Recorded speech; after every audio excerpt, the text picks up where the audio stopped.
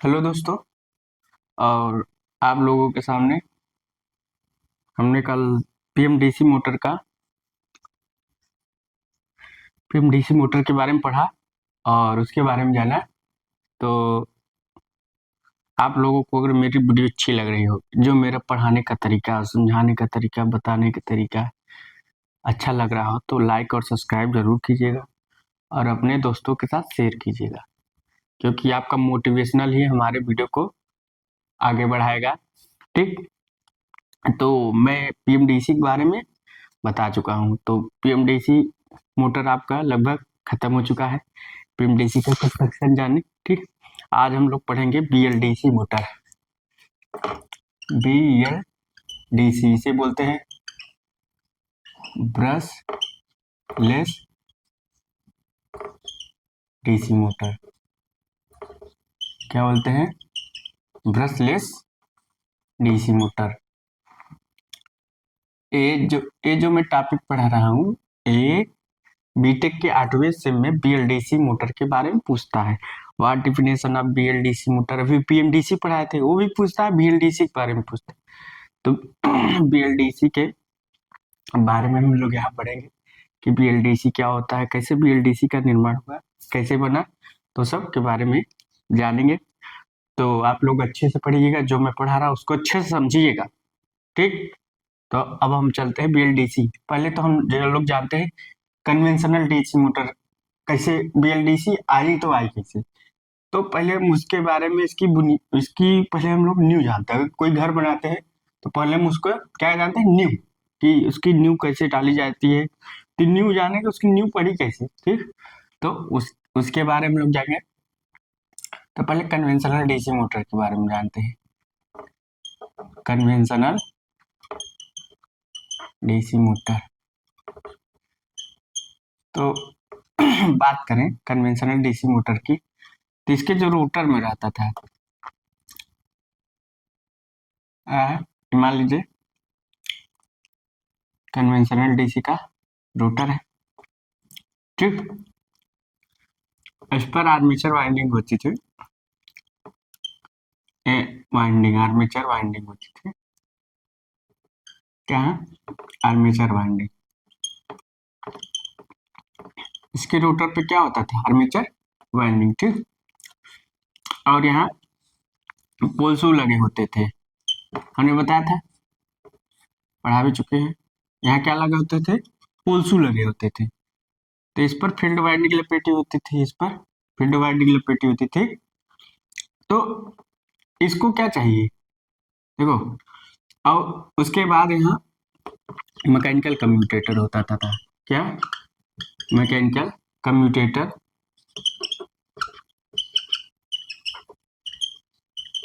Plus Bruce. ठीक। अब बात किया जाए जो आर्मेचर वाइंडिंग, एडब्ल्यू मतलब आर्मेचर वाइंडिंग और फील्ड वाइंडिंग। तो इसे इसे एसी सप्लाई दी जाती थी। क्या दी जाती थी? AC supply. ठीक। ऐसे डीसी दी जाती थी। क्या दी जाती है? फील्ड वाइंडिंग है, ये आपकी फील्ड वाइंडिंग है। ठीक। ऐसे हम डीसी देते थे, ऐसे हम आर्मेचर वाइंडिंग हम नीचे अंदर लिख देते थे, ऐसे एसी देते थे। ठीक। इसे भी डीसी देते थे। तो क्या है, इसे हम लोग फिक्स्ड पोलैरिटी का डीसी देते थे। ठीक। फिर डीसी देते। अब इसे क्या है, एसी देना है। तो यहाँ से हम लोग पहले हम लोग यहाँ से डीसी दिए। ठीक। और डीसी के बाद बैटरी से, मान लीजिए किसी से डीसी दिए, डीसी के बाद ये क्या करता है, एसी को कन्वर्ट कर देता है एसी में। अगर डीसी जनरेट, देखो क्या है, देखो मगर डायरेक्ट मैकेनिकल कम्यूटेटर पर नहीं जाता। देखो जाने का तरीका इसका, देखो मैं बताता हूँ। कुछ को डिलीट करते हैं थोड़ा सा और थोड़ा इधर से लेते हैं। ये आपका ब्रूस हो गया। ठीक। अब यहाँ से हमने डीसी दिया, तो डीसी ब्रूस, फिर ब्रूस से यही डीसी मैकेनिकल कम्यूटेटर, फिर ये एसी किसमें चेंज कर दिया? एसी। क्योंकि इसके आर्मेचर वाइंडिंग को एसी चाहिए, आर्मेचर वाइंडिंग में एसी चाहिए। ठीक। तो यहाँ मैकेनिकल कम्यूटेटर क्या करा, एसी कन्वर्ट कर रहा है। मतलब अगर मैकेनिकल कम्यूटेटर क्या है, रोटरी पार्ट है। अब ब्रश का क्या काम है, जो स्टेशनरी पार्ट होता है उसे रोटरी पार्ट से कनेक्ट करना। मतलब डीसी एक फिक्स्ड पोलरिटी का सप्लाई है, तो उसे क्या होता है उसे क्या करता है, डीसी क्या करता है, उसे ब्रश क्या करता है, स्टेशनरी पार्ट को रोटरी पार्ट से जोड़ना। ठीक, तो मैकेनिकल कम्यूटेटर क्या है, रोटरी पार्ट है। ठीक, तो क्या कर रहा है, डीसी को एसी में चेंज कर रहा है, हमारे आर्मेचर वाइंडिंग को एसी चाहिए। क्या चाहिए, एसी चाहिए, तो ये एसी में कन्वर्ट कर देता है, हमारे आर्मेचर वाइंडिंग को एसी मिल रही है। ठीक, और फील्ड वाइंडिंग को डीसी चाहिए। ठीक, तो हमारा मैकेनिकल कम्यूटेटर देखो डीसी से एसी कन्वर्ट कर रहा है और एसी से डीसी भी कन्वर्ट कर रहा है। ये जानते हैं कैसे करता है, आप लोग समझ गए होंगे कि हमारे जो कन्वेंशनल डीसी मोटर है, जो आर्मेचर वाइंडिंग है रोटर में, उसे हमें एसी चाहिए। क्या चाहिए, एसी चाहिए। क्यों, तो इस मैकेनिकल कम्यूटेटर क्या होता है, डीसी को एसी में कन्वर्ट करके भेजता है आर्मेचर वाइंडिंग को। और जो फील्ड वाइंडिंग है इसके स्टेटर पे लगाता है। ये पोल शू होते हैं, क्या होते हैं, पोल शू। ये पोल शू, ये पोल कोर बोले जाते हैं, पोल शू होता है, पोल शू। और ये पोल कोर क्या होते हैं, पोल कोर। तो जो हमारे पोल बॉडी, ये पूरा पोल बॉडी पर स्थित होते फील्ड वाइंडिंग, तो इसे भी डीसी चाहिए। ठीक, ये स्टेटर से के साथ कनेक्ट होते हैं, तो स्टेटर पर फील्ड वाइंडिंग और जिसे डीसी चाहिए, और रोटर पर आर्मेचर वाइंडिंग जिसे एसी चाहिए। तो हमारा मैकेनिकल कम्यूटेटर डीसी डीसी को एसी में चेंज कर देता है। तो समझ गए होंगे, तो आप लोग थोड़ा इसको बना लीजिए जना आप लोगों के समझ में आ जाए कि क्या होता है। अब देखो कम्यूटेटर हमारा क्या करता है, इधर मान लीजिए एसी है देखिए ये होता है जनरेटिंग मोड, ये होता है हमारा यहाँ से डीसी मोटरिंग मोड, और हम जानते हैं। ठीक, इसे बना लिए होंगे आप लोग, तो थोड़ा बना लिए, तो बना चुके होंगे। तो आर्मेचर वाइंडिंग है, याद रखिए आर्मेचर वाइंडिंग को ऐसी चाहिए। तो अब हम लोग थोड़ा देखते हैं। ठीक, तो बात करते हैं, समझते हैं। अब देखते हैं जनरेटिंग मोड, मोटरिंग मोड। तो बात किया जाए तो देखो जो हमारा डीसी जनरेटर होता है, कौन सा, डीसी जनरेटर, जो उसमें इंड्यूस्ड होता है एसी होता है। तो एसी उसमें एसी होता है, तो एसी को क्या करता है, वो डीसी में कन्वर्ट करता है। ओ हाँ, डीसी में कन्वर्ट करता है। तो हमारा डीसी जनरेटर क्या है, एक रेक्टिफायर है। क्या है, एक रेक्टिफायर है, रेक्टिफायर है। जो हमारा जनरेटर में क्या है, एसी है। ठीक, एसी है, एसी को डीसी में कन्वर्ट करता है, वो भी कम्यूटेटर के द्वारा। इसमें बीच में क्या लगा होता है, कम्यूटेटर, बीच में क्या लगाता है, मैकेनिकल कम्यूटेटर, कम्यूटेटर लगा होता है, सीधा कम्यूटेटर, मैकेनिकल कम्यूटेटर, कम्यूटेटर। तो एक जनरेटर के केस की बात हो रही है, किसकी बात हो रही है, जनरेटर केस की बात हो, क्योंकि हमारा जो डीसी जनरेटर है उसके रोटर में एसी इंड्यूस्ड हो रहा है, एसी इंड्यूस्ड हो रहा है, एसी को डीसी में कन्वर्ट करना। तो हमारा DC generator as a rectifier work करता है। तो यहाँ लिख सकते हो DC generator as a rectifier, rectifier work करता है। अब देखो एसी से डीसी कन्वर्ट हो गया जनरेटर के केस में। अब मोटर की बात करें, डीसी मोटर, अगर डीसी मोटर की बात करें तो क्या करता है, हमारे डीसी को, एक डीसी सप्लाई डीसी को एसी में कन्वर्ट करता है, वो कम्यूटेटर के द्वारा, किसके द्वारा, कम्यूटेटर, बाय कम्यूटेटर, किसके द्वारा, बाय कम्यूटेटर के द्वारा। तो यहाँ से एसी हो गया। तो हमारा अब मोटरिंग मोड में क्या हो रहा है, डीसी से एसी कर रहा है, तो हमारा मोटर क्या कर रहा है, तो लिख सकते हो यहाँ से motor, DC motor as inverter.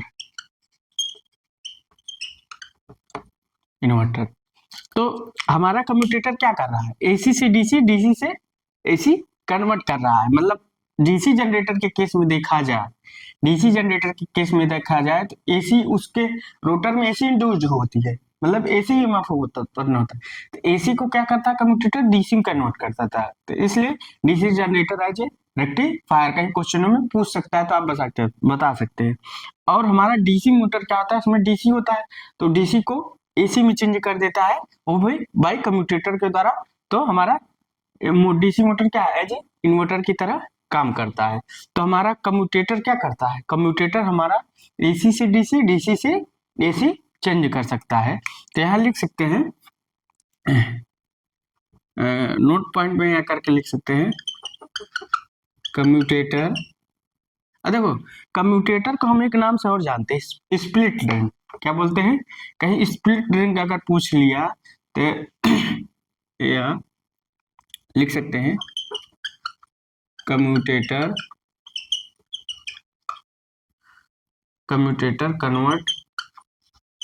Convert AC to DC और अथवा डीसी टू एसी। मतलब कम्यूटेटर हमारा कन्वर्ट करता है एसी से डीसी, डीसी से एसी कन्वर्ट करता है। और कम्यूटेटर को हम किस नाम से जानते हैं, इक्वल टू करके लिख सकते हैं commutator equal to split ring. Split ring, कहीं अगर स्प्लिट रिंग लिखा जाए तो आप लोग घबराइएगा नहीं, कम्यूटेटर के हम लोग स्प्लिट रिंग बोलते हैं। इसलिए हमारा जो हमारा कम्यूटेटर है, कम्यूटेटर क्या करता है, एसी से डीसी, डीसी से एसी करता है। तो कैसे कर रहा है मैं आपको बता दिए। जो डीसी जनरेटर है, डीसी जनरेटर में क्या है, एसी इंड्यूस्ड और एसी को डीसी में कन्वर्ट करना है। रोटर के आर्मेचर वाइंडिंग में एसी इंड्यूस्ड होता है। तो एसी से डीसी कौन कन्वर्ट करता है, देन कम्यूटेटर। ठीक, तो कम्यूटेटर हमारा एज ए रेक्टिफायर वर्क करता है। उसके बाद हमारा डीसी मोटर क्या करता है, डीसी मोटर हमारा क्या करता है, उसमें डीसी होता है, तो डीसी से एसी कन्वर्ट करता है। देन क्या होता है, तो भी कम्यूटेटर ही करता है। तो वहाँ कम्यूटेटर हमारा इन्वर्टर की तरह काम कर रहा है, एज ए कन्वर्टर की तरह काम कर रहा है। तो हमारा जो कम्यूटेटर होता है एसी से डीसी, डीसी से एसी काम करता है। तो आप लोग समझ गए, कम्यूटेटर हमारा एसी से डीसी और डीसी से एसी चेंज करता है। तो आप लोग इसको उतार लीजिए। तो हम लोग आगे चलते हैं, इसको बना लीजिएगा जैसे हमने बनाया है, कम्यूटेटर के बारे में थोड़ा बता दिया। तो यहाँ क्या हो रहा है, कम्यूटेटर और ब्रश की वजह से, थोड़ा ब्रश और कम्यूटेटर लॉसेज भी हो रहे हैं। जो हम कन्वेंशनल डीसी मोटर में है वो कन्वेंशनल डीसी, अभी conventional DC brush less DC motor बात नहीं, कन्वेंशनल डीसी में जो ब्रश और कम्यूटेटर की वजह से क्या हो रहा है, ब्रश और कम्यूटेटर लॉसेज हो रहे हैं। क्या हो रहे हैं, ब्रश एंड कम्यूटेटर लॉसेज हो रहे हैं। ठीक, तो इसमें डिसएडवांटेज भी है कि ब्रश और कम्यूटेटर लॉसेज हो रहे हैं। ठीक, तो इसमें कुछ कमियां होंगी, इसको आप लोग उतार लीजिए। तो समझ गए, commutator convert as a AC to DC, DC to AC. आप समझ गए होंगे कम्यूटेटर को स्प्लिट रिंग के नाम से भी जानते हैं। ठीक, तो इसको आप लोग उतार लिए होंगे। आगे चलते हैं, अब देखते हैं, देखो क्या होता है, यहाँ से थोड़ा हम देखते हैं। ये मान लीजिए कन्वेंशनल डीसी मोटर है। ठीक, अब यहाँ देखिएगा नहीं आप लोग, यहाँ जादू क्या है, सब वही है, कहते हैं जादू, सब सीख जाओगे तो कहोगे जादू कुछ नहीं है। अबे मान लीजिए एसी है, आर्मेचर वाइंडिंग है, एडीसी है, फील्ड वाइंडिंग है। अब क्या है, अब देखो जो यहाँ ब्रश है कम्यूटेटर है, यहाँ ब्रश है कम्यूटेटर है, यहाँ मान लीजिए यहाँ छोटा सा हम ब्रश एंड कम्यूटेटर बना देते। ये आपका ब्रश, एक कम्यूटेटर पर ब्रश रहता है, यहाँ एसी है, अरे आर्मेचर वाइंडिंग है। समझ गए, ये आर्मेचर वाइंडिंग है आपका आर्मेचर वाइंडिंग है, ठीक, जो लपेटा है रोटर के ऊपर। उसके बाद फिर हम लोगों ने देखा कि इसमें ब्रश एंड कम्यूटेटर लॉसेज हो रहे हैं, वायर लॉसेज हो रहे हैं। तो हम लोगों ने क्या किया कि इसका जो रूटर है पीएमडीसी, तब हमको समझ में आया क्या लॉसेज भी हो रहा है। तब हमने बीएलडीसी मोटर का निर्माण करने की कोशिश की कि बीएलडीसी के जो लॉसेज हो रहा है, कम्यूटेटर ब्रश लॉसेज हो रहा है, फील्ड लॉसेज हो रहा है, स्क्वायर आर लॉसेज हो रहा है, एफिशिएंसी भी रिड्यूस हो रही है, कूलिंग भी नहीं सही से प्रोवाइड हो रहा है। तो हम लोग क्या किए, बीएलडीसी मोटर में गए कि हमारा जो बीएलडीसी मोटर और क्या है, इसका स्पीड भी लिमिटेशन होता है। तो हमारा क्या है, बीएलडीसी मोटर कन्वर्ट करने की इसलिए हुई कि हमारा जो ब्रश और कम्यूटेटर नहीं रहेगा तो हमारा क्या होगा, तो ब्रश और कम्यूटेटर लॉसेज नहीं होंगी। तो क्या हुआ कि तो उस कंडीशन में हमने इसका जो रूटर है वो परमानेंट मैग्नेट का कर दिया। किसका? परमानेंट मैग्नेट का। रोटर हमारा परमानेंट मैग्नेट का कर दिया और उसके स्टेटर में, इसका स्टेटर है एक तरफ से मानिए, ठीक, इसका स्टेटर है, तो इस पर हमने आर्मेचर वाइंडिंग कर दी, आर्मेचर वाइंडिंग, इसमें एसी सप्लाई कर दिया। क्या कर दिया? एसी सप्लाई कर दिए। तो हमारे आर्मेचर वाइंडिंग को एसी चाहिए। अब यहाँ डीसी की आवश्यकता नहीं होती, जो यहाँ हम डीसी दे रहे थे, फिक्स्ड पोलैरिटी क्या हम डीसी दे रहे थे यहाँ, अब वो डीसी नहीं चाहिए, उसको एक्साइटेड करने के लिए हमें फील्ड वाइंडिंग के लिए डीसी नहीं चाहिए। तो हमने इस चीज को हटा दिया, देखो फील्ड वाइंडिंग हमने हटा दिया। तो हमारा देखो अब आर्मेचर वाइंडिंग को हमने स्टेटर पे कर दिया।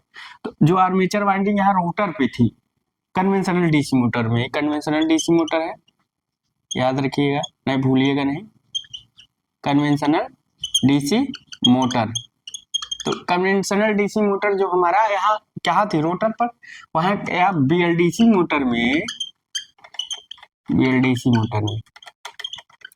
तो कन्वेंशनल डीसी मोटर में जो हमारा आर्मेचर वाइंडिंग रोटर पे थी, अब बीएलडीसी मोटर में हमारा आर्मेचर वाइंडिंग स्टेटर पे हो गई। तो समझ गए। अब यहाँ अब बीएलडीसी मोटर का निर्माण कैसे हुआ, थोड़ा सा बीएलडीसी मोटर का इसलिए निर्माण हुआ कि हमारे जो आज पावर इलेक्ट्रॉनिक्स डिवाइसें हैं उन्हीं की वजह से बीएलडीसी का मोटर का निर्माण हो चुका है, उन्हीं की वजह से।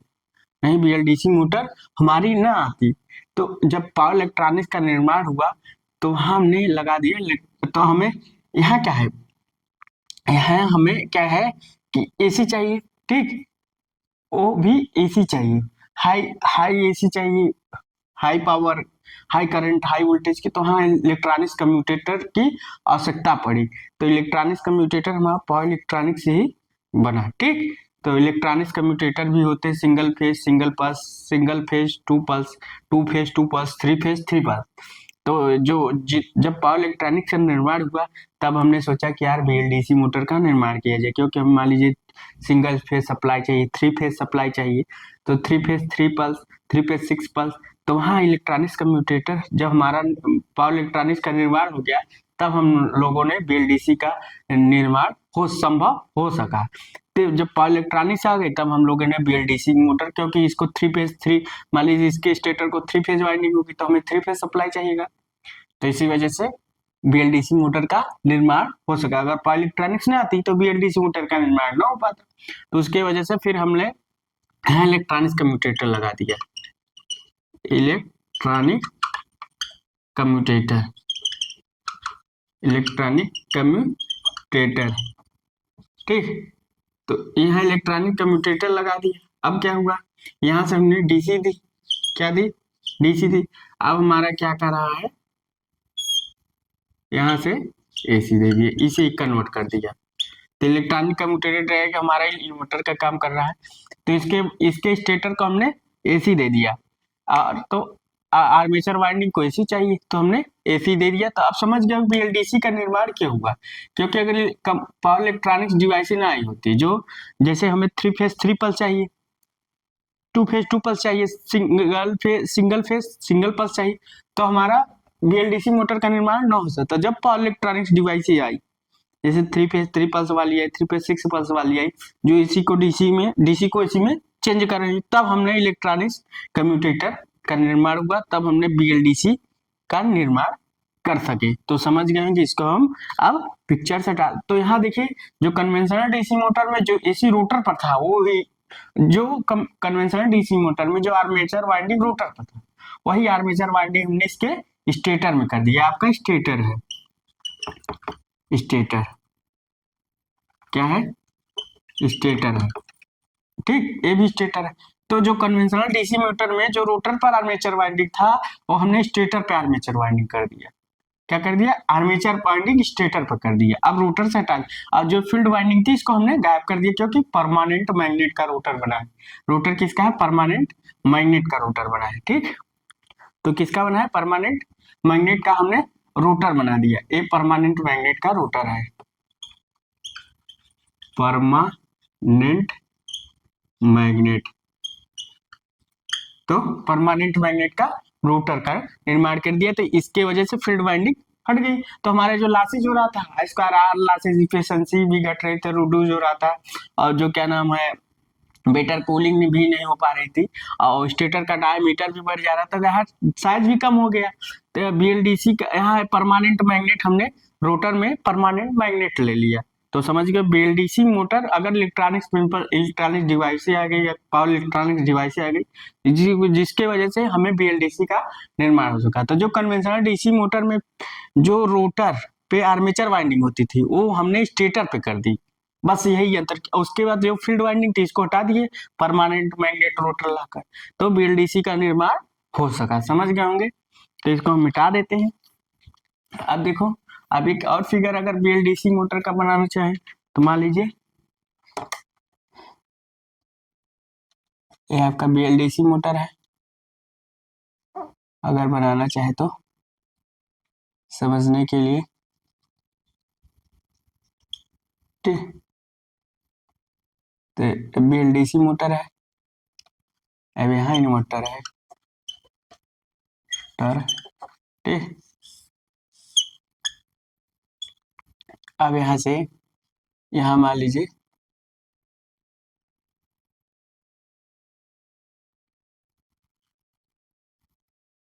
ब्रशलेस डीसी मोटर, क्या नाम है, ब्रशलेस। देखो साइज बना नहीं, कहीं टेढ़ा कहीं टेढ़ा, ठीक। तो ब्रशलेस डीसी मोटर का निर्माण हुआ। तो बात किया जाए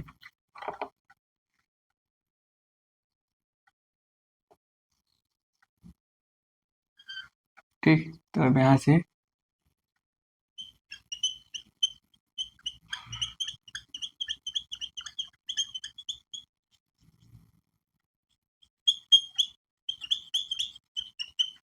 ठीक, अब यहाँ हम खुद का परमानेंट मैग्नेट होगा एन और एस, परमानेंट मैग्नेट है, सीधा सी बात है।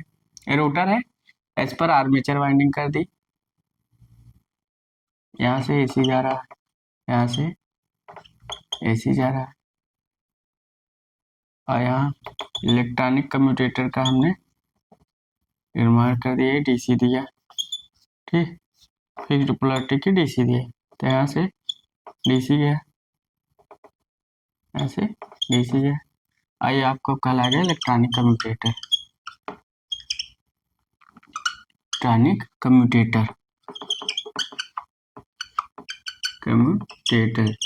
और ये आपका आर्मेचर वाइंडिंग है, लिख सकते हैं आर्मेचर वाइंडिंग, आर्मेचर वाइंडिंग ए रोटर है।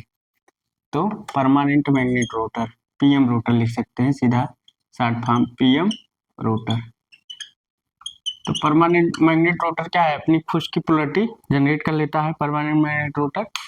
तो यहाँ क्या है, अब देखिए हमने इसके स्टेटर है, क्या एक तरफ से स्टेटर है, क्या है स्टेटर, तो इसके स्टेटर आज गलत लिखा रहा है, स्टेटर।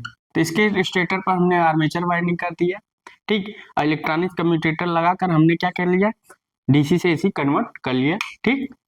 अब देखिए, अब हमारा ये बीएलडीसी मोटर का हमने स्ट्रक्चर बना दिया, आप लोग इसको उतार लीजिए। तो बीएलडीसी मोटर आई क्यों, क्योंकि बीएलडीसी मोटर इसलिए आई ये कि पावर इलेक्ट्रॉनिक्स डिवाइस का निर्माण हो चुका, जो कि थ्री फेज थ्री पल्स चाहिए, थ्री फेज 6 पल्स चाहिए, टू पल्स चाहिए, मतलब कई प्रकार से हम लोग पावर इलेक्ट्रॉनिक्स डिवाइस की वजह से हम लोग बीएलडीसी मोटर पर पहुंच सके। तो यहाँ क्या है, जो कन्वेंशनल डीसी मोटर पर आर्मेचर वाइंडिंग रोटर पे थी, वही हमने इसके आर्मेचर वाइंडिंग स्टेटर पर कर दी। बस इतना ही हो सका। तो यहाँ फिर हमने इलेक्ट्रॉनिक्स कम्यूटेटर लगाकर डीसी को एसी में चेंज करके हमने बीएलडीसी मोटर का निर्माण कर, और जो ब्रश और कम्यूटेटर था हमने गायब कर दिया परमानेंट मैग्नेट रोटर की वजह से, इसलिए इसको कहते हैं बीएलडीसी, ब्रशलेस। अब ब्रश है ही नहीं है, विदाउट ब्रश का है, इसलिए इसे ब्रशलेस डीसी मोटर के, न तो इसमें कम्यूटेटर है न तो इसमें ब्रश है। परमानेंट मैग्नेट की वजह से हमने क्या किया, ब्रश और कम्यूटेटर को गायब कर दिया पिक्चर से। तो परमानेंट मैग्नेट की वजह से ये संभव हो सका कि हमने ब्रश और कम्यूटेटर को पिक्चर से गायब कर दिया, तो इसलिए ब्रशलेस डीसी मोटर का निर्माण हो सका। इसको बना लीजिए।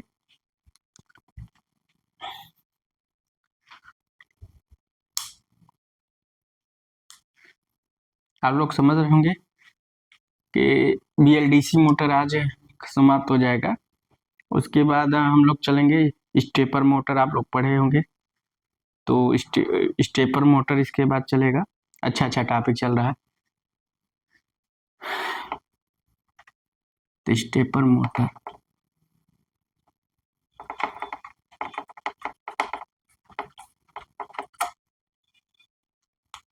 स्टेपर मोटर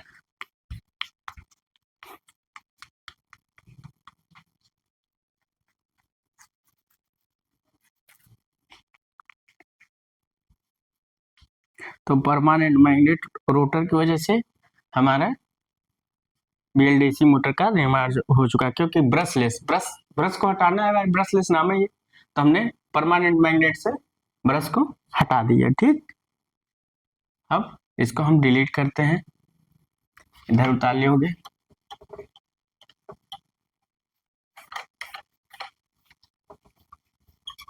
तो इलेक्ट्रॉनिक्स कम्यूटेटर से हमारा ब्रशलेस डीसी मोटर का निर्माण हो सका। अब इसका हम कंस्ट्रक्शन जानते हैं। देखो, अब हमारा जो ब्रशलेस डीसी मोटर है कितने प्रकार से होती है, तो लिखेंगे classification of BLDC motor, classification of BLDC motor. ठीक, अभी मोटर ही चल रही है, उसके बाद स्टेपर मोटर चलेगा, उसके बाद टू फेज सर्वो मोटर चलेगा, two phase AC servo motor, single phase पढ़ेंगे, थ्री फेज, टू फेज भी पढ़ लेंगे। तो क्लासिफिकेशन आप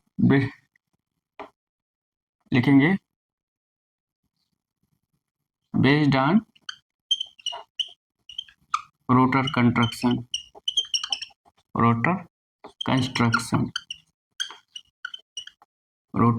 कंस्ट्रक्शन के अनुसार, और बेस्ड ऑन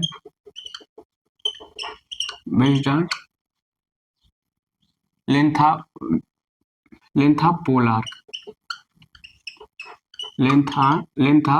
पोल आर्क और electronics commutator, based on electronics commutator, based on electronic commutator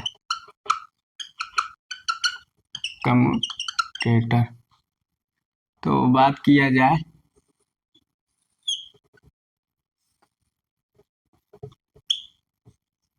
ठीक, तो तीन प्रकार से हमने बीएलडीसी मोटर का निर्माण कर सके। एक रोटर कंस्ट्रक्शन के आधार पर, एक लेंथ ऑफ पोल आर के आधार पर, और एक इलेक्ट्रॉनिक्स कम्यूटेटर के आधार पर। ठीक, तो ये तीन प्रकार से हम लोग निर्माण कर सकेंगे। तो एक एक बारी करके हम लोग पढ़ेंगे कि रोटर कंस्ट्रक्शन कितने प्रकार से होते हैं, ठीक, उसके आधार पर बीएलडीसी मोटर कितने प्रकार से होती हैं। उसके बाद हम लोग लेंथ ऑफ पोल आर्क, जो पोल होती है परमानेंट मैग्नेट, मान लीजिए पोल है, अब यहाँ एन है, और यहाँ एक तरफ से देखिए यस है, क्या है, यस है। ठीक, अब इसका जो आर्क लेंथ होगा, ये आर्क लेंथ, इसका भी आर्क लेंथ होगा। तो ये जो पोल की लेंथ है, पोल, ये जो आर्क है, इसे इसी, तो इतना इसका हुआ। इसके बाद ये जो एन एस पोज का इतना आर्क हमने लगा दिया, तो इतना हमने इसके चाप लगा दिया, इसका इस हमने इतना चाप लगा दी, तो इसकी आर्क लेंथ हो गई। ठीक, इसकी आर्क लेंथ हो गई। तो समझ गए होंगे, इसको ताले होंगे। अब आगे चलते हैं, आगे चलते हैं। अब एक एक प्रकार से पढ़ेंगे रोटर कंस्ट्रक्शन के आधार पर। किस पर? Rotor construction, rotor construction, rotor construction के आधार पर अगर हम चले तो देखो, ये आपका परमानेंट मैग्नेट होगा। ठीक, तो अगर हम चलें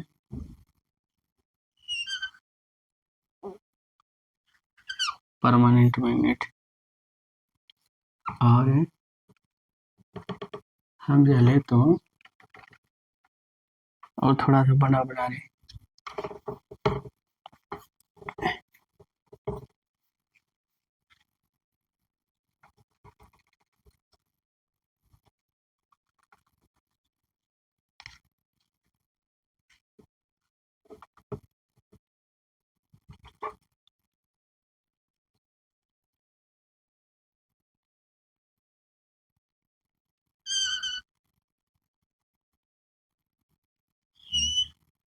ठीक। तो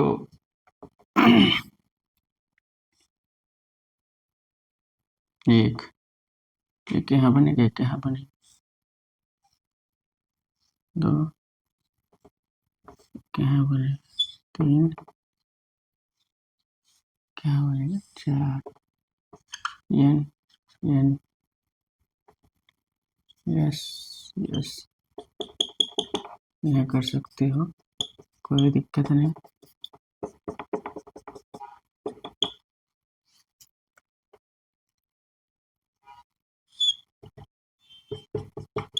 इनवर्ट पोजीशन प्रोजेक्शन है, ये क्या है, प्रोजेक्शन है, तो एन कर सकते हैं, यस। ठीक, ये अब देखो, रोटर का ट्रैक्शन दो प्रकार से है, एक आउटवर्ड प्रोजेक्शन, एक इनवर्ड प्रोजेक्शन। तो यहाँ क्या है, यहाँ देखिए, इस प्रोजेक्शन के कारण, यहाँ देखिए, इस प्रोजेक्शन के कारण जो ये प्रोजेक्शन होती है आउटवर्ड में, इसके कारण हमारा जो सरफेस होता है अनइवन होता है, इसके कारण सरफेस स्मूथ होता है। दूसरी बात, यहाँ सेंट्रीफ्यूगल फोर्स कम लगता है, मगर यहाँ ज्यादा होता है, इसलिए इसकी जो स्पीड होती है लिमिटेशन होती है ड्यू टू सेंट्रीफ्यूगल फोर्स के कारण। ठीक, और उसके बाद इस मैग्नेट प्लस सरफेस सलियंसी होती है, इसमें मैग्नेट तो है ही है, उसके बाद सरफेस पे जो लगा, इसलिए मैग्नेट प्लस सरफेस सलियंसी होती है। उसके बाद इसमें क्या होता है, नॉइज होता है भाई, अब ऐसे चलेगी तो क्या होगा, हमिंग करेगी, नॉइज करेगी, तो इसलिए इस पे नॉइज होता है। और इसमें नॉइज नहीं होता, इसमें क्या होता है, इसकी स्पीड भी ज्यादा होती है, इसमें सेंट्रीफ्यूगल फोर्स नहीं लगता, इसमें प्रोजेक्शन अंदर होता है। ठीक, इसलिए इसका जो सरफेस है स्मूथ है। ठीक, इसमें आउटवर्ड है, इसलिए इसे आउटवर्ड प्रोजेक्शन कहा गया, इसे इनवर्ड प्रोजेक्शन। ठीक, तो दो प्रकार से होती हैं, तो इसलिए इसका निर्माण ज्यादा करते हैं, क्योंकि इसकी स्पीड ज्यादा होती है, तो इसे आउटवर्ड प्रोजेक्शन कहते हैं, outward outward projection, projection rotor, उसे इनवर्ड प्रोजेक्शन कहते हैं, इनवर्ड प्रोजेक्शन। समझ गए? तो रोटर इसके दो प्रकार से होते हैं, एक आउटवर्ड एक इनवर्ड। तो आउटवर्ड में क्या होता है, सेंट्रीफ्यूगल फोर्स ज्यादा लगता है, इनवर्ड में क्या होता है, सेंट्रीफ्यूगल फोर्स कम लगता है। समझ गए होंगे, इसको उतार लीजिए। तो इसके बारे में हम लोग लिखवा देते हैं।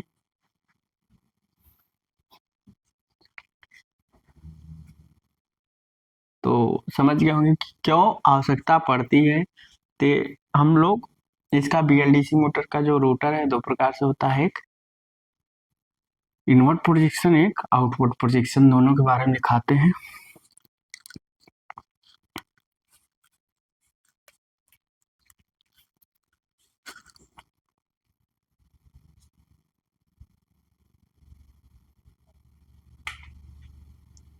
हम लोग मिटा देते हैं।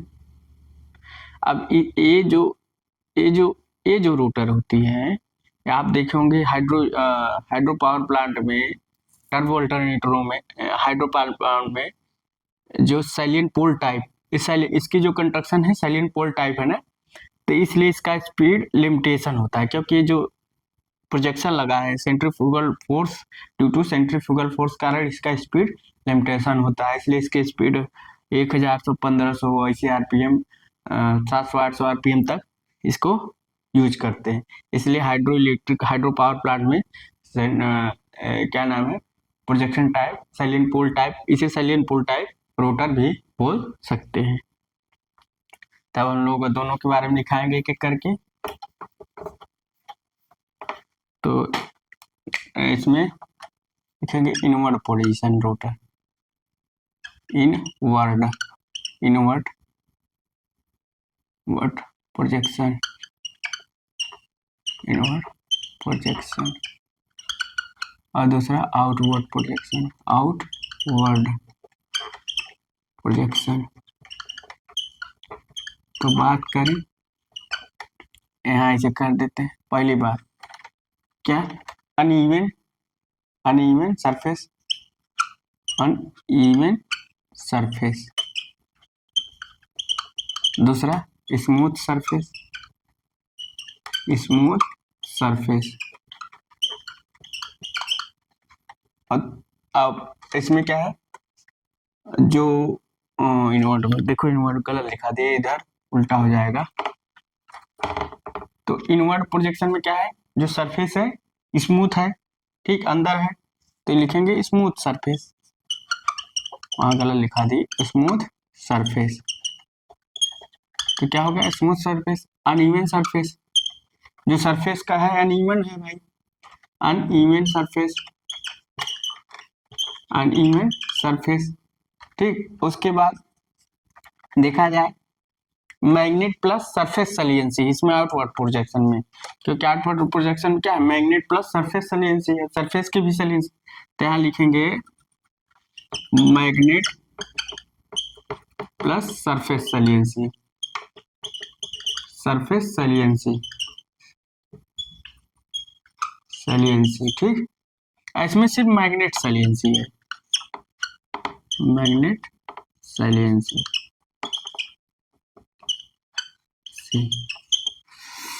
और देखा जाए इसमें क्या है, आउटवर्ड प्रोजेक्शन में क्या है, स्पीड लिमिटेशन, स्पीड क्या है, लिमिटेशन है, बहुत ज्यादा स्पीड पर नहीं, क्योंकि ड्यू टू सेंट्रीफ्यूगल फोर्स के कारण, तो सेंट्रीफ्यूगल फोर्स के कारण यहाँ लिखेंगे speed limitation, limitation due to centrifugal force, centrifugal centrifugal force, इसको हाई स्पीड पर वर्क करते हैं, हाई स्पीड।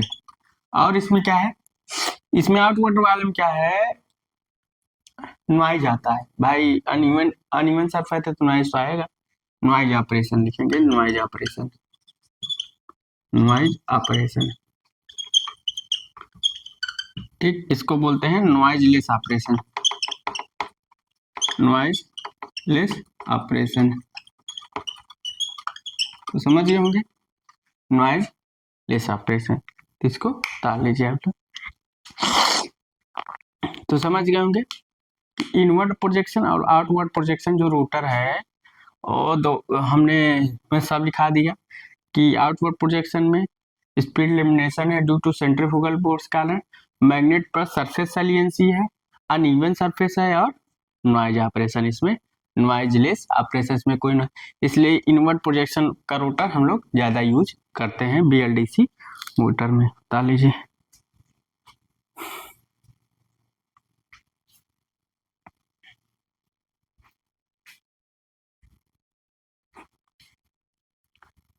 बता लीजिए आप लोग। उसके बाद हम लोग इसी में BLDC मोटर के बाद स्टेपर मोटर पढ़ेंगे, 2 फेज AC सर्वो मोटर पढ़ेंगे। स्टेपर मोटर अच्छा टॉपिक है, बहुत चीज़ों स्टेपर मोटर में पूछता है, BLDC में भी पूछता है।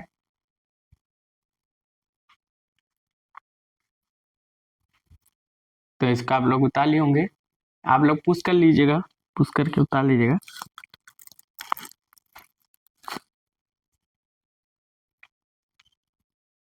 अनइवन सरफेस, स्मूथ सरफेस,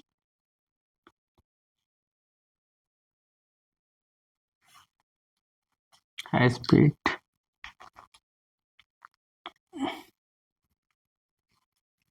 तो रोटर कंस्ट्रक्शन के अनुसार अब हम लोग चलेंगे किसके अनुसार, रोटर कंस्ट्रक्शन के बाद लिखाए थे किसका, रोटर कंस्ट्रक्शन के बाद किसका लिखाए थे,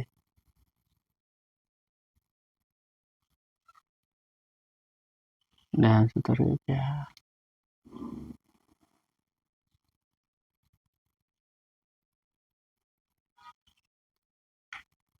कंस्ट्रक्शन के बाद किस,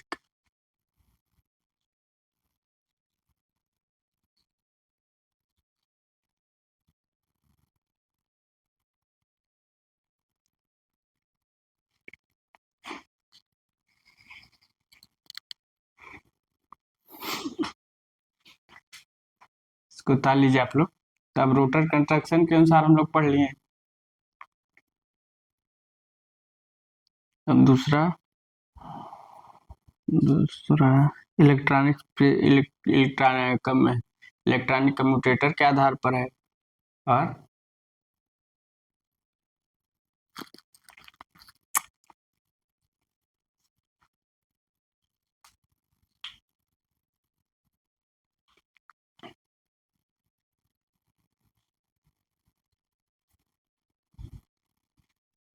बता लीजिए इलेक्ट्रॉनिक्स कम्यूटेटर के आधार पर है।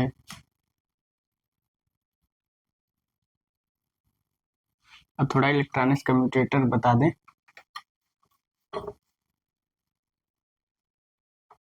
3 टाइप के हम लोग पढ़े थे ना, एक रोटर कंट्रोल, हाँ, लेंथ ऑफ पोल आर्क के आधार पर, दूसरा लेंथ ऑफ पोल आर्क,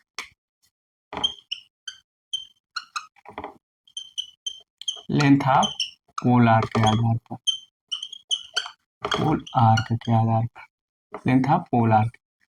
तो पोल आर्क का मतलब देखिए, लेंथ ऑफ पोल आर्क, अब देखिए आपका लेंथ ऑफ पोल आर्क आपका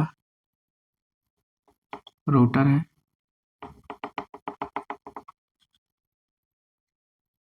ठीक, तो आपका रोटर है, यही है, है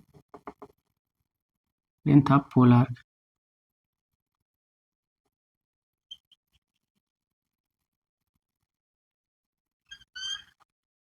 था पोल आर्क, ठीक, लेंथ ऑफ पोल आर्क। यहाँ 180 इंच का अगर हम लोग खींचते हैं,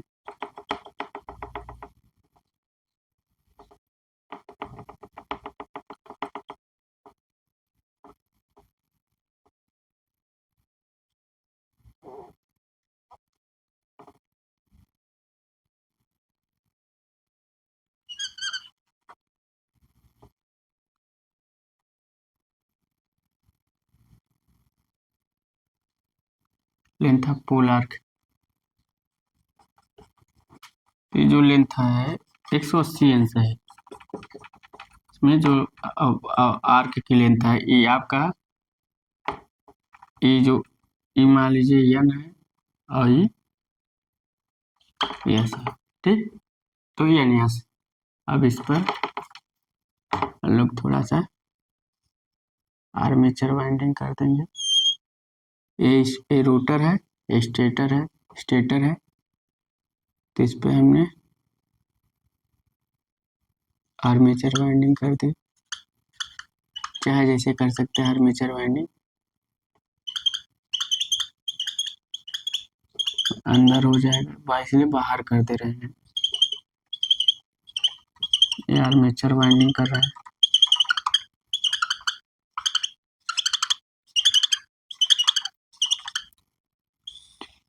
ये आपका जे मोटर है 180 अंश। ये जो आर्क की लेंथ है, पोल आर्क की 180 अंश है। लिखेंगे 180 अंश पोल आर्क। कितनी है? 180 अंश। ये जो पोल की लेंथ है, आर्क की लेंथ 180 अंश है, यानी यस। अब 120 वाला बना दे, 120 वाला थोड़ा छोटा बनाएंगे, छोटा निकले। ये आपका 120 अंश हम लोग बना देंगे छोटा सा। तो यहाँ से यहाँ बना देंगे, यहाँ से यहाँ तक, यहाँ से यहाँ तक। बहुत ज़्यादा बड़ा हो गया, बराबर बनाएंगे। तो यहाँ क्या करें, यहाँ प्लस यहाँ, यहाँ क्या, ये जो यहाँ यस, इस जो पोल की लेंथ है वो 120 डिग्री है। तो यहाँ से देखा जाए, तो यहाँ से अगर रोटर का कंस्ट्रक्शन बनाए, यहाँ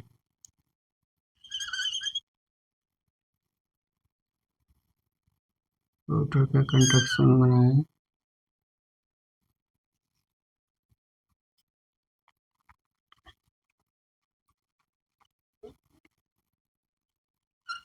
ठीक। अब यहाँ पर हम वाइंडिंग करते हैं।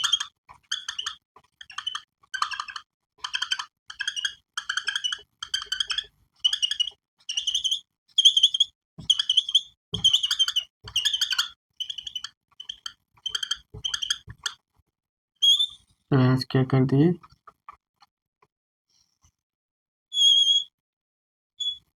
तो 120 degree pole arc, length of pole arc, length of pole arc, pole arc. तो यहाँ क्या है, 120 degree length of pole arc, 120 degree length of pole arc का। तो हमने आप लोगों के सामने दोनों कंस्ट्रक्शन का निर्माण कर दिया। तो आप लोग बता लीजिए लेंथ ऑफ पोल आर्क, बता लीजिए। तो पोल की लेंथ कितनी है, आर्क उसके पोल के आर्क की लेंथ कितनी है, उसके आधार पर हम लोग बना दिए। तो 120 डिग्री और 120 डिग्री, तो रोटर कंस्ट्रक्शन के अनुसार बना दिए। अब इलेक्ट्रॉनिक्स प्रिंसिपल के आधार पर हम लोग चलेंगे, तो इसको आप लोग बता लीजिए।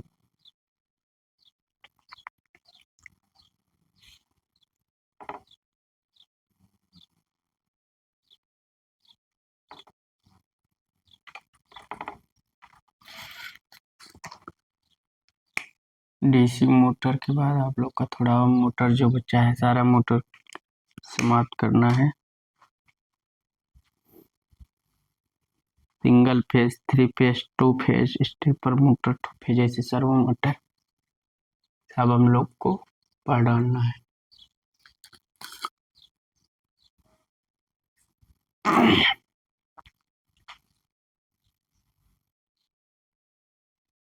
बता लिए होंगे, बहुत ज़्यादा टाइम नहीं लगा होगा।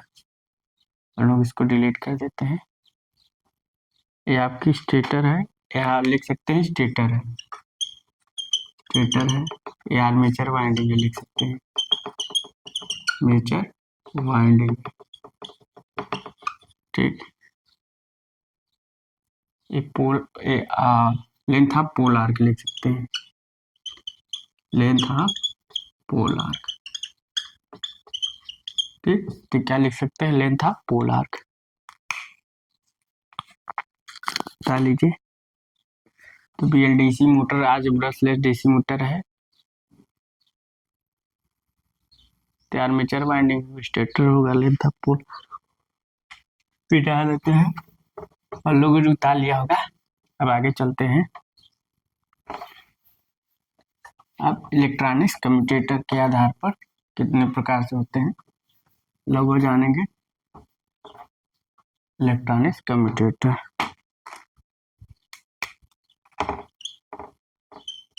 इलेक्ट्रॉनिक कम्यूटेटर म्यूटेटर के आधार पर बात करते हैं। तो यहाँ होगा सिंगल फेज, सिंगल पल्स,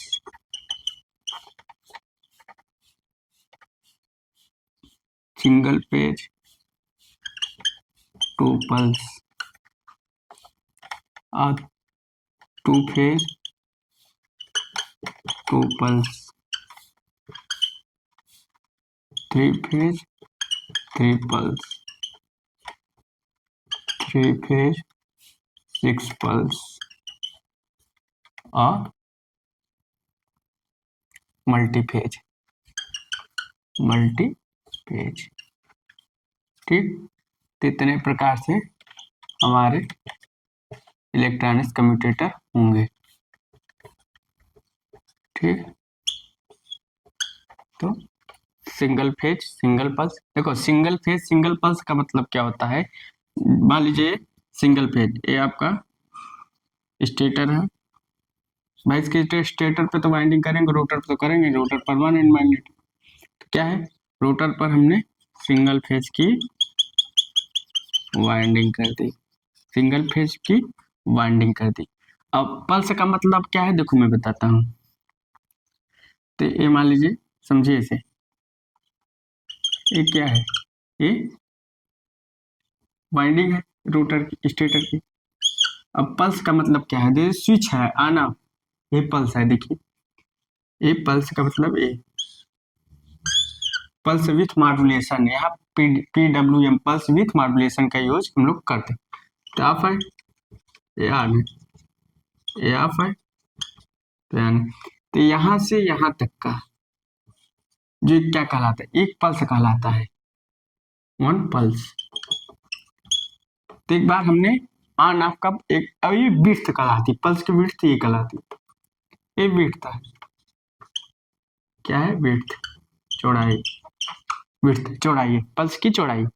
तो single phase single phase, single phase pulse, single phase, single phase और सिंगल पल्स का मतलब है इसके, सिंगल फेज का मतलब है इसके हम स्टेटर पर एक फेज की वाइंडिंग कर दी, तो इसलिए सिंगल फेज कहलाया। पल्स का मतलब है हमने एक बार ऑन किया फिर ऑफ किया तो पल्स कहलाई।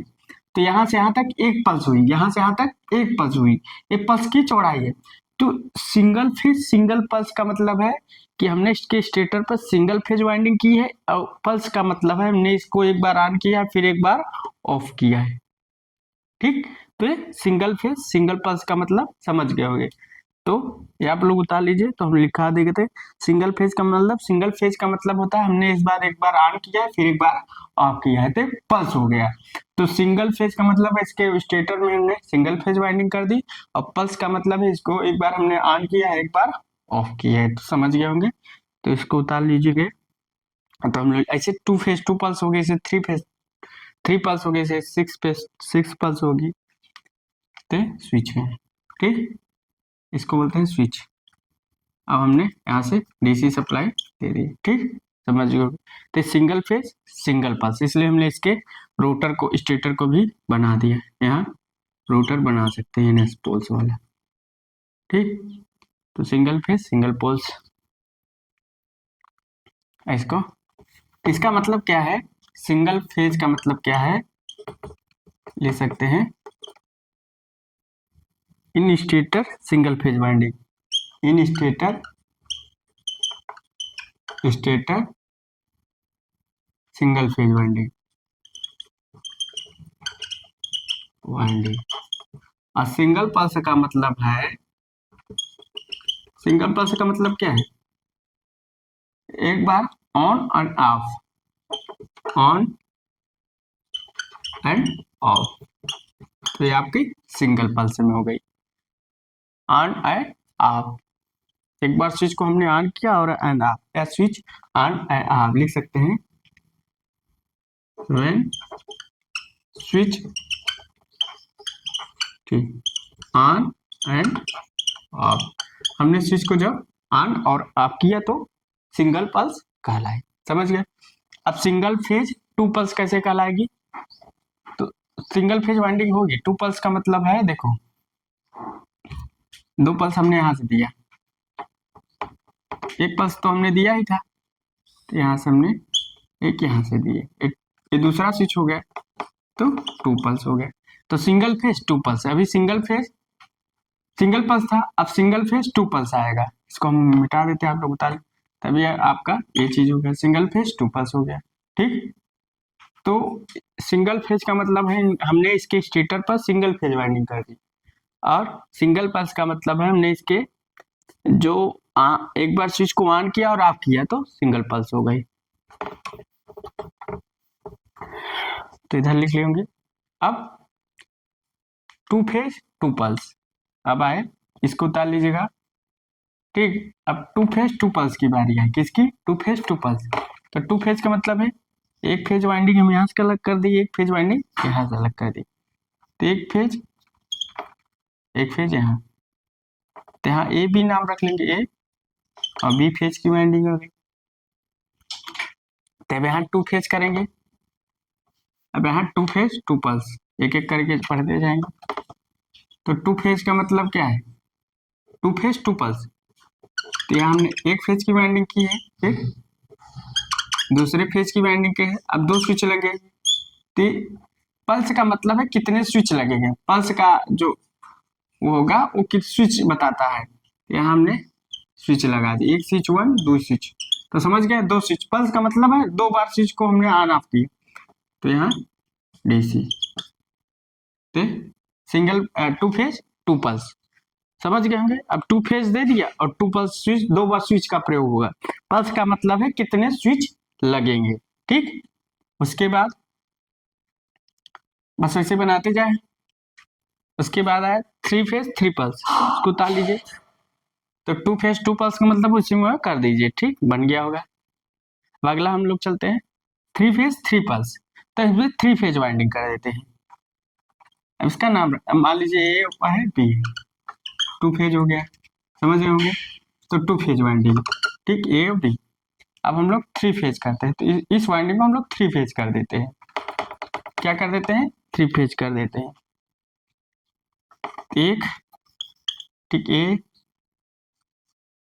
अरे एक, B and C, three phase winding. तो तीन हम लगाएंगे, B, A B and C, three phase winding. Three phase three pulse, three phase three pulse का मतलब क्या है, अब थ्री फेज थ्री पल्स, तो थ्री फेज थ्री पल्स का मतलब क्या है, मतलब तीन फेज वाइंडिंग होगी स्टेटर पर, स्टेटर पर तीन फेज वाइंडिंग होगी, मगर और थ्री पल्स का मतलब है तीन स्विच होगा।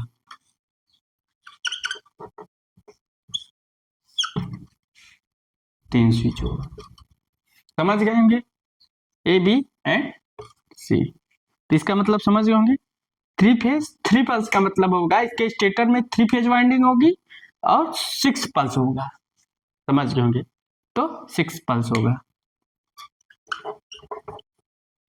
ठीक, तो थ्री फेज थ्री पल्स का मतलब है इसके स्टेटर में थ्री फेज वाइंडिंग, और तीन पल्स का मतलब है हमने तीन बार स्विच को ऑन ऑफ किया है, तो इसका मतलब थ्री पल्स, मतलब थ्री स्विच। और थ्री फेज सिक्स पल्स का मतलब है थ्री फेज वाइंडिंग तो रहेगी, अब सिक्स सिक्स पल्स, तो यहाँ से हटाकर छह स्विच लगा देंगे भाई, सिक्स पल्स कर रहा है, तो सिक्स पल्स हम लोग कहाँ से पाएंगे, कहाँ से पाएंगे बताइए, हम लोग सिक्स पल्स लगा देते हैं, सिक्स स्विच, तो S one S two S three और यहाँ एस फोर ऐसे लगा देते हैं, S five and S six. तो थ्री फेज थ्री पल्स समझ गए, थ्री पल्स चाहे आपको जैसा बोल दे तो आप लोग बना सकते हो, कोई दिक्कत है कोई। तो इलेक्ट्रॉनिक्स कम्यूटेटर के आधार पर हमने सारा बना दिया कि अगर सिंगल फेज बोलेगा तो स्टेटर में सिंगल फेज, और सिंगल पल्स का मतलब है एक switch. Two phase, two pulse, उसके स्टेटर पर दो फेज वाइंडिंग होगी और दो स्विच होगा। अगर थ्री फेज थ्री पल्स बोलता है, इसके स्टेटर पर थ्री फेज वाइंडिंग होगी मगर तीन पल्स होगा। अगर थ्री फेज सिक्स पल्स बोलता है तो उसके स्टेटर पर थ्री फेज वाइंडिंग होगा मगर सिक्स पल्स होगा, सिक्स स्विच होगा। तो हमने सिक्स स्विच लगा दिया, तो आप लोग बना लिए होंगे। इसको हम लोग मिटा देते हैं और आगे चलते हैं। अब हम इसका इलेक्ट्रॉनिक्स प्रिंसिपल जानते हैं, वर्किंग प्रिंसिपल। क्या जानते हैं? वर्किंग प्रिंसिपल जानते हैं, प्रिंसिपल। तो वर्किंग प्रिंसिपल की बात करें तो उसको ताली होंगे थोड़ा सा। तो हम इसकी वर्किंग प्रिंसिपल जानते हैं। तो वर्किंग प्रिंसिपल क्या होता है? तो वर्किंग प्रिंसिपल की बात करें तो मान लीजिए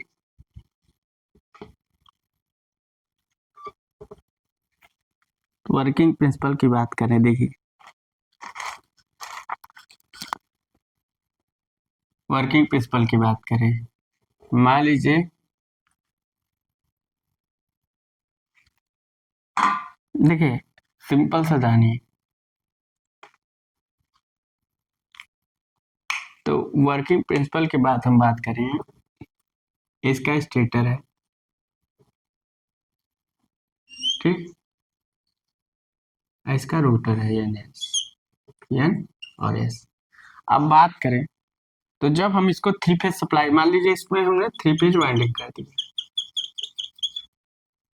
आर्मेचर वाइंडिंग कर रहे हैं भाई स्टेटर एक दो तीन। जब हम इस पर हमने सप्लाई दी three phase R Y B करके, तो इसने क्या किया, अपना स्वयं का एनएस पोल जनरेट कर लिया, एनएस प्लस यस है तो यहाँ यस मान लीजिए ये एनिमल।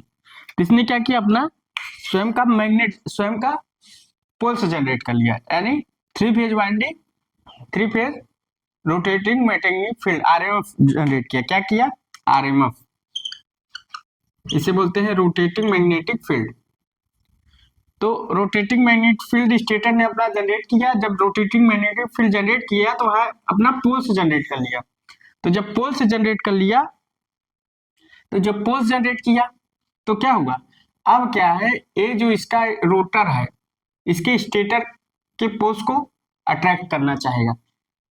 क्या करेगा? अट्रैक्ट करेगा, ठीक। तो अट्रैक्ट करेगा उस, तो क्या होता है, तो रोटरी मैग्नेटिक फील्ड होता है वो स्टेटर के रोटर के मैग्नेटिक अपोजिट पोलरिटी के साथ कंबाइंड हो जाता है। क्या हो जाता है? सिंक्रोनाइज हो जाता है। तो हमारा क्या होता है, रोटर हमारा घूमने लगता है सिंक्रोनस स्पीड से, हमारा मैग्नेटिक लॉकिंग हो जाती है तो हमारा रोटर घूमने लगता है। वो भी किसके अनुसार? पोजीशन सेंसर लगा होता है। कौन सा? पोजीशन सेंसर के अनुसार, पोजीशन सेंसर के अनुसार, पोजीशन सेंसर। तो पोजीशन सेंसर के अनुसार ही ये जो हमारा बीएलडीसी मोटर स्टार्ट हो पाई। तो हमने क्या किया, three phase supply, three phase armature winding किया। जब हमने AC winding three phase supply मतलब रोटेटिंग मैग्नेटिक फील्ड जनरेट हुआ तो यहाँ अपनी पोलरिटी जनरेट के लिए एन। अब ये आरएमएफ रोटेटिंग मैग्नेटिक फील्ड होता है। तो क्या करता है, रोटर इसको पकड़ना चाहता है तो क्या होता है, पोजीशन सेंसर। तो रोटर को इसकी पोजीशन मालूम होती है जिसके अनुसार मैग्नेटिक लॉकिंग हो जाती है। और तो उसके बाद ये स्टेटर के पोल्स और रोटर के पोल्स आपस में सिंक्रोनाइज हो जाते हैं, जिससे हमारा बीएलडीसी मोटर सेल्फ स्टार्ट हो जाता है और बीएलडीसी मोटर हमारा चलने लगता है। तो समझ गए होंगे। तो हम लोग यहाँ लिख सकते हैं, क्या लिखेंगे,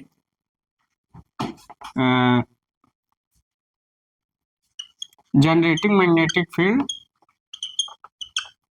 ठीक, generating magnetic field, magnetic field, generating magnetic field, generating magnetic field produced by three phase armature winding, produced by three phase armature winding,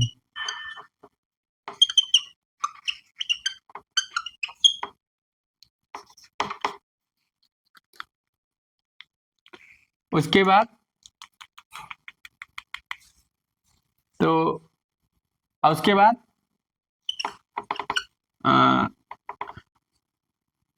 attract permanent magnet, attract permanent magnet, attract permanent magnet via RMF, rotating magnetic field. जो permanent magnet है वो attract होता है किसके, rotating magnetic field के अनुसार। लिख सकते हैं रोटेटिंग मैग्नेटिक फील्ड, इधर बता लिए होंगे। उसके बाद अगला पॉइंट लिख सकते हैं इसी में,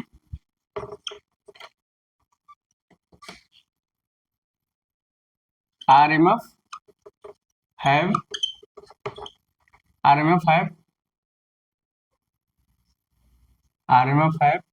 all position, RMF have full information formation rotor position।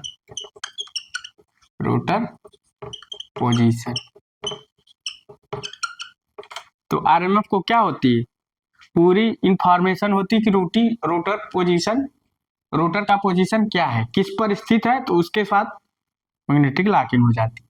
उसके बाद RMF है controlling speed,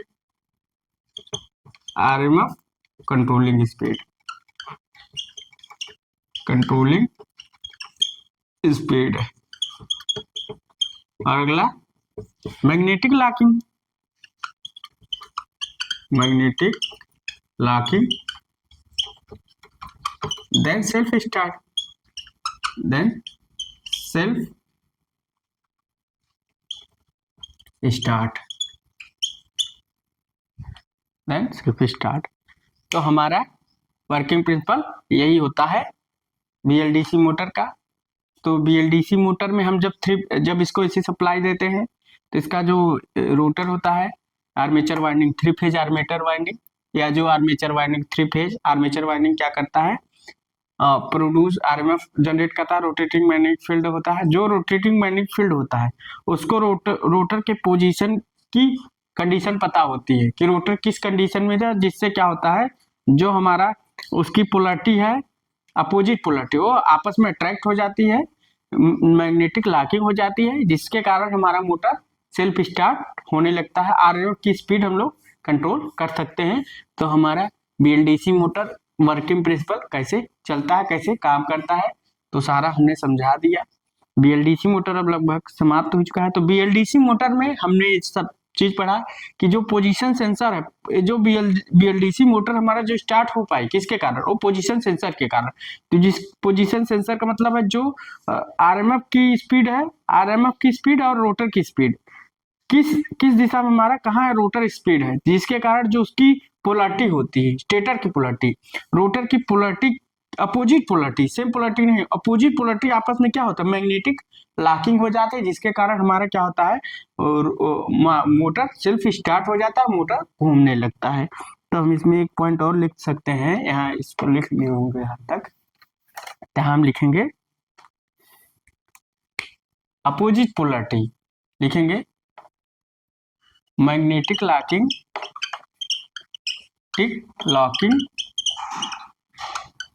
magnetic locking opposite polarity, magnetic locking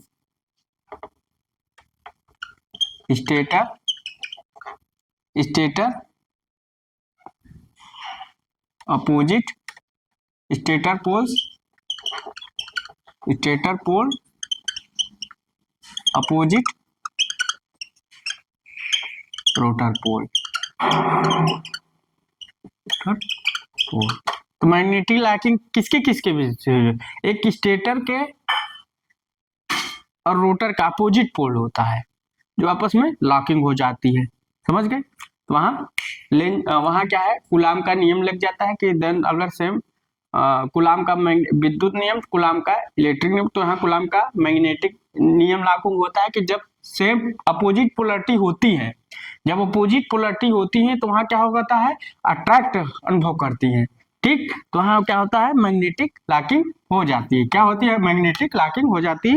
एक फिगर आप बना सकते हैं, मान लीजिए स्टेटर है, समझने के लिए स्टेटर है, ठीक। अब यहाँ क्या है, रोटर है, तो यहाँ यंग है यहाँ से, तो यहाँ क्या आएगा, यहाँ कौन सी पोलरिटी रहेगी, यंग रहेगी, तो मैग्नेटिक लॉकिंग हो जाएगी। इन दोनों की क्या हो जाएगी, मैग्नेटिक लॉकिंग हो जाएगी। इसको बोलते हैं मैग्नेटिक लॉकिंग, ठीक, लॉकिंग, मैग्नेटिक लॉकिंग। तो हमारा मोटर सेल्फ स्टार्ट, मोटर जब आपस में पोलरिटी अट्रैक्ट हो जाएंगी तो हमारा मोटर सेल्फ स्टार्ट मोटर घूमने लगेगा सिंक्रोनाइज होकर। तो हमारा मैग्नेटिक लॉकिंग के अनुसार हमारा ये पोजीशन सेंसर भी बहुत मस्ट था। पोजीशन सेंसर के अनुसार हमें पता हो पाए कि रोटर की पोजीशन क्या है, किस जगह है, तो उसके वजह से हमारा क्या होगा, मैग्नेटिक लॉकिंग होगा। हमारा जो रोटर है, स्टेटर के मैग्नेटिक सेंसर घूमने लगता है, हमारा मोटर सेल्फ स्टार्ट हो जाता है। अब मैग्नेटिक अट्रैक्शन कहाँ आया, कूलाम के मैग्नेटिक प्रिंसिपल लॉ के अनुसार। तो कूलाम का फर्स्ट लॉ यही कहता है कि जब अपोजिट पोलरिटी होती है तो अट्रैक्शन अनुभव करती है, तो आपस में अट्रैक्शन फोर्स लग जाता है। तो इन दोनों के बीच क्या लगा, अट्रैक्शन फोर्स, क्या लगा, अट्रैक्शन फोर्स। अकॉर्डिंग टू लिख सकते हैं, अकॉर्डिंग टू किसके अनुसार, coulomb magnetic law, Coulomb's law, ठीक। तो इसके अनुसार हमारा बीएलडीसी मोटर क्या होता है, सेल्फ स्टार्ट हो जाता है, हमारा बीएलडीसी मोटर घूमने लगता है। तो ये हमारा बीएलडीसी मोटर का क्या होता है, सारा हमने टॉपिक पढ़ा दिए। बीएलडीसी मोटर कितने प्रकार से, बीएलडीसी मोटर आई तो आई कैसे, बीएलडीसी मोटर कैसे होती है, कितने प्रकार से होती हैं, उसके बाद बीएलडीसी मोटर का वर्किंग प्रिंसिपल जाने, कैसे स्टार्ट होती है। तो पोजीशन सेंसर लगा तो स्टार्ट हो गए। तो अगर मेरी वीडियो अच्छी लग रही है तो एक बार लाइक और सब्सक्राइब करिए, अपने दोस्तों के साथ शेयर कीजिए। So thanks.